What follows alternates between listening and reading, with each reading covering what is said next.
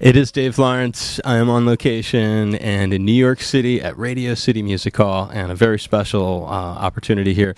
Every time I go on one of these trips back to the mainland, I try to bring you gifts, and this time I get to bring you back an interview with a legendary lead vocalist who was a treat to have on last year. He was certainly one of the most celebrated artists in 2006 on my show, and that is Ian Gillan from Deep Purple. Aloha, brother Ian. Aloha. How's it going? It's going really good, and I appreciate you taking some time to talk. I'm sorry? It's hot here. It's hot, but for me, coming from Hawaii, it kind of works out well. Yeah, right. Yeah. It isn't much of a stretch. Before I get started, I did want to give you some gifts that I brought for you, and it was really important that I give you some things because you were willing to take the time to be on the air with me again. A kukui nut lei. Oh, beautiful. Thank you. From Hawaii. You're welcome. Right, let's put that on. Do you like pancakes? Yeah. These are pancake. This is pancake mix from Hawaii. All you have to do is add water. It's really, really good stuff. Thank you very much. I'll do that. Do you like macadamia nuts? Yeah. Wasabi? Yeah. Wasabi macadamia nuts from the Big Island. All right, that's great. And because you are an alumni of Black Sabbath, I do a bit every night that ends my show called Sabbath at 6, something from the family of Sabbath. Thank you very much. That's great. You're welcome very much. How many experiences? This is the first time I've ever gotten to do any work in Radio City. How many times do you have any recollection of being here through the years with Purple? No. First ever gig? The first one here, yeah, with Purple, yeah.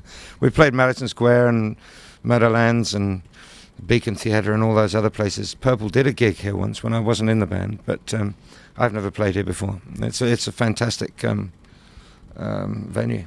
And really, you go to a lot of places all over. If you take a look at the Purple itinerary online, when you go to a place, does it make a difference to you if you're in a place that is considered legendary or special? It used to. I think it used to be a bit overwhelming. But I think the first time I played the Royal Albert Hall, for example, and the Concertgebouw, and the first time I played, any of these significant places, then when you're a kid, it's kind of overwhelming. You think of all the ghosts and all the great people that have played there and whatever, but I think as time goes on, you get to recognize that the most important thing is the intimacy with the crowd. And sometimes it works against the big venues. So I tend not to become overawed with it, because for me, the whole thing is about the intimacy between the band and the audience. So if the venue starts to get dominating, then it's intrusive, and I don't like that. So, we're delighted to be here, and I'm sure the audience is too. Oh, it's a real special place, and you've got the original Vanilla Fudge opening for you too. Yeah, Mark came up and played with us down in Florida or Georgia or whatever, and got up and jammed with us, and, I think he probably phoned his buddies and said, "Oh, this is cool. This is cool. Let's do this." Is that the first time that's happened, or at least in a long time? What? Having the Fudge play with Purple? First time ever, yeah. Ever you guys have shared the bill? That's the first time? Well, since I've been in the band in '69, yeah. Wow, that's cool. Yeah, exactly. And that's two bands that you would think naturally would fit together on a bill. Well, I think Fudge was something of an influence on Deep Purple in their early days. You can hear that with some of the music that they made on the first 3 albums. And Via Mark, too. Via Mark Stein. Yeah, exactly. Thinking back to the early era of your career, something that I've never gotten to speak with you about, and living on Oahu, I have the lovely and talented Yvonne Elliman in my area out there, and you performed with her many, many years ago in Jesus Christ Superstar. I was curious, how did you originally get hooked up to do that? What led to you becoming a part of that? Well, Tim Rice heard Deep Purple in rock, and I think they were looking for somebody to interpret the role of JC at the time, and gave us a call and said, "You want to give it a shot?" And so I did. And he said, feel free to interpret it in your own style, not just as we're playing the melody. So I did, and that was great. All of the parts were recorded separately. It was definitely a studio album at the time, but when I heard Yvonne's part, it was inspirational, incredible. What an angel of a voice she has. It's just incredible. And that was the first time that you had encountered her. How long did you guys end up working together to do that? You did. How many different versions of Jesus Christ Superstar were you involved in? Just the one.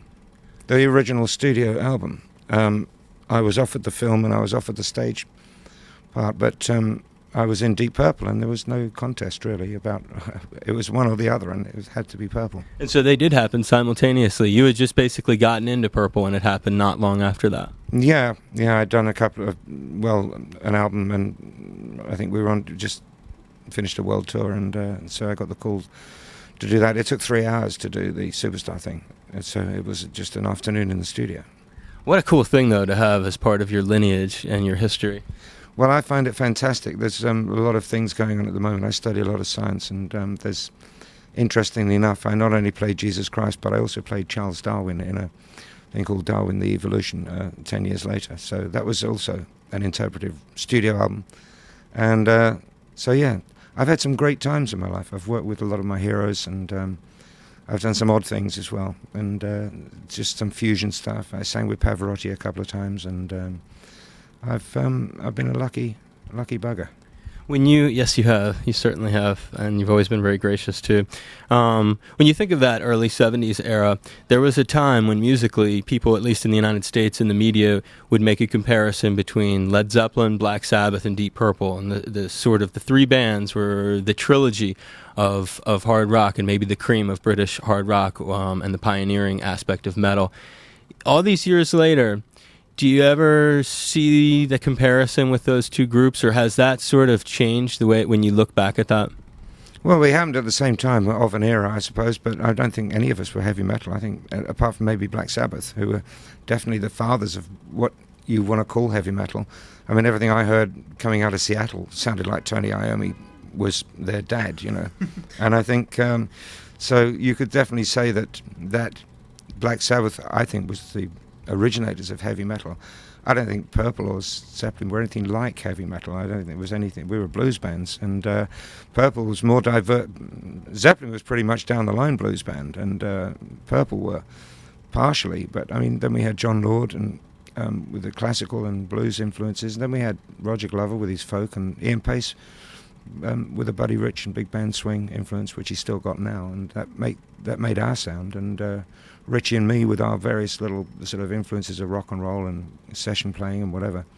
And I think we just made whatever happened in the room, and we still to this day just make whatever the jam turns out. You know, it's just let's cook up something this afternoon and see what mood we're in. That's why it's such a diverse band. And it is it's funny you reference jam, because even when you study all of the earliest Purple recordings through to now, improvisation has always been a key maybe to your sound, almost more than a lot of other bands.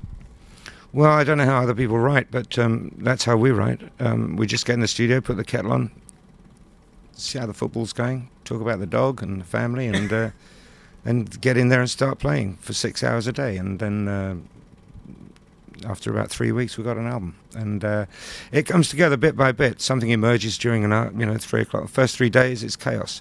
But then little signatures and times and textures and dynamics and structures and rhythms begin to develop. And I can work with those from a vocal point of view. And then, so Roger and I sit and, so listen, guys, why don't you try that bit you did the other day? And, well, that's how it works.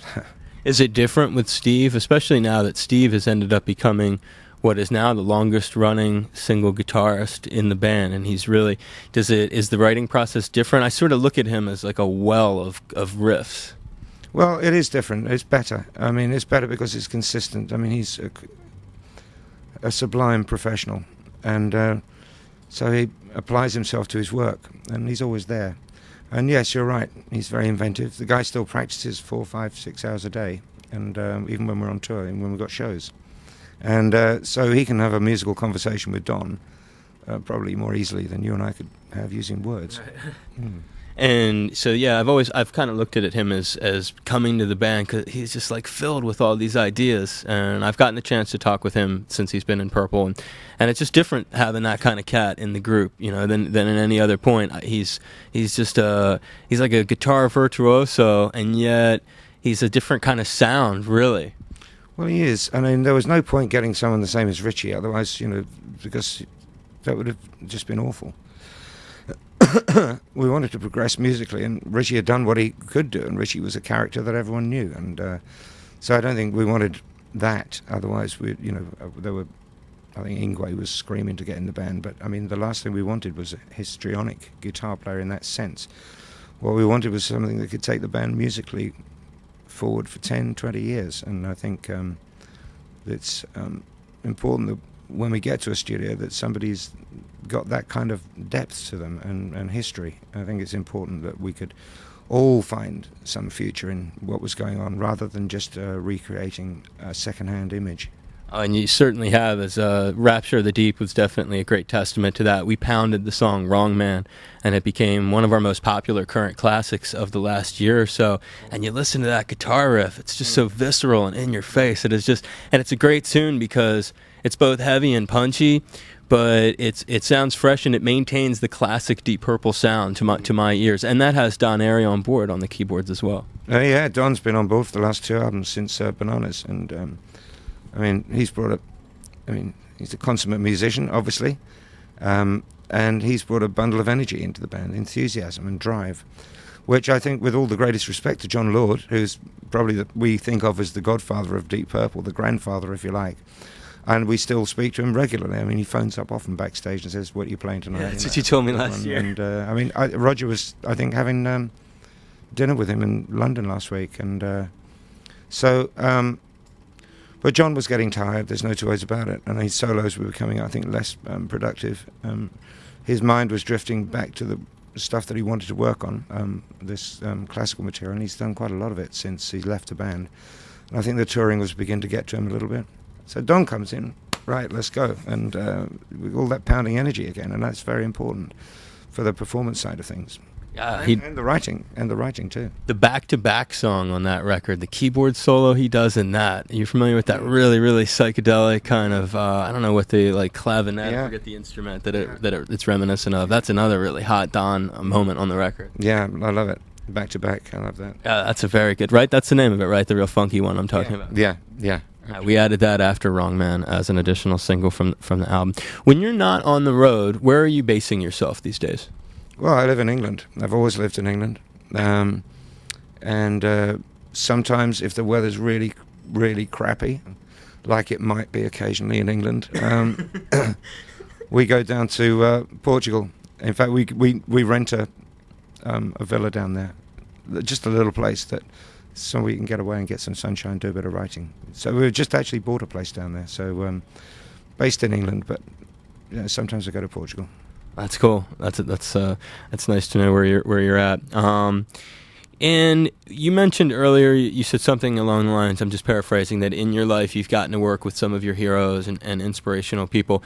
Aside from Pavarotti, who are some of the people that, looking back, you would say, man, I am so lucky I got to do that gig or got to do that session? Oh, Dusty Springfield, Cliff Bennett, The Kinks, Small Faces, Rod Stewart, Sammy Davis Jr. I mean, it goes on. Sammy Davis Jr., what with him? I worked with him at the Hilton Hotel in London in 65 or 66. And what did you do with him? Well, we were on the same bill as him. I mean, he was hanging around and he gave us a lot of good compliments. We were the opening band for him. Wow. Yeah, it was great.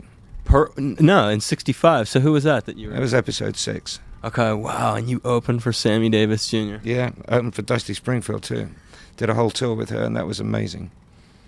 And so those are people that you would count as the most inspirational. How about people that you've performed with, and actually, in terms of the recorded work of your career, the stuff that you hold near and dear that's part of your own recorded legacy? No, not much really, apart from Purple is the main thing, and some solo stuff that I've enjoyed. I've done a few side projects, but it's mostly mainstream stuff that I've really got off on. The writing process has become increasingly more fulfilling.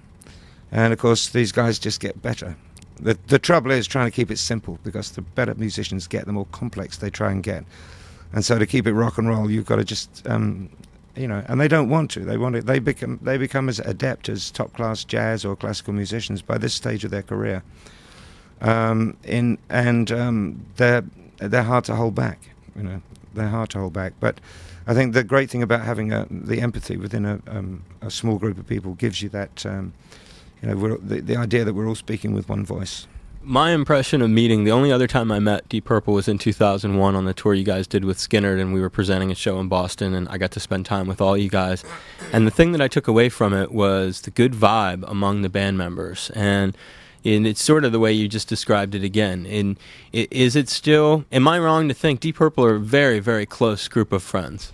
We are on the road. I mean, we get on very well. There's a lot of mutual respect, and there's a great deal of humour. And understanding, but you get a night off and we all fly in different directions. We'll meet up at the bar later on, and when we have a break, needless to say, I mean, this tour's 2 years. We played in 48 countries last year, and I think by the time we finish, we'll be sick to death of each other, and quite rightly too. You know, I mean, I think then we'll take 2 or 3 weeks, maybe a month off, and come back fresh, and everyone will be hungry again.